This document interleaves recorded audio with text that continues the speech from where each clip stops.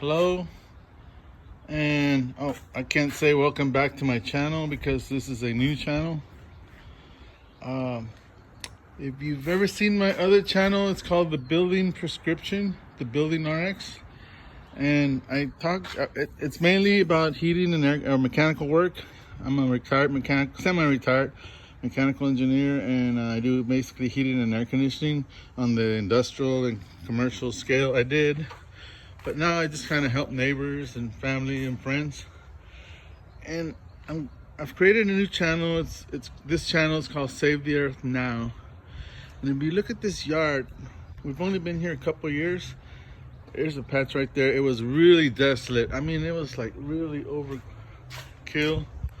I mean, there was no nutrients. I kept fertilizing, and I thought, God, nothing's working. And so what I started doing, and that's what this episode's about, is I started doing increasing the bowel capacity. And I do that, and you can do that too, by throwing all your food scrubs in the yard and not just dump them. You got to dig a hole, otherwise the varmints and the squirrels and hold on, the dog wants to be let out. Come here, boy. That's my son's dog, Rocket. Anyway, nobody in the family approves of this. It's just me. Here it is. Yuck. Let's see, there's banana peels, there's orange peels, there's eggshells, there's onions. This is just yesterday's scrubs. There's coffee. By the way, on my other channel, I did post once about putting coffee on all these plants. They were all dead. There's a blueberry plant, and they do all come back. But getting back, you make a hole. Here it is. Here's my hole that I did 10 minutes ago. And you just throw the stuff in there, and that's it. And you're done. And you cover it up. And this yard, it's akin to like farmers overgrazing. There was no nutrients in the land at all. You see, all these are weed. You see those orange veins? They're all weed veins, I guess, that came out of that hole. And also there's a lot of rock in this area. Maybe it's just my yard, but here's some more. See, but if you do that, basically what you're doing is you're providing nutrients back into the ground. And you can all do this. It helps with the landfill, of course. You know, it's less landfill. It's using nutrients, throwing the nutrients back into the soil. And there it goes. This place looked like a desert. I couldn't get the grass to grow. Here it is.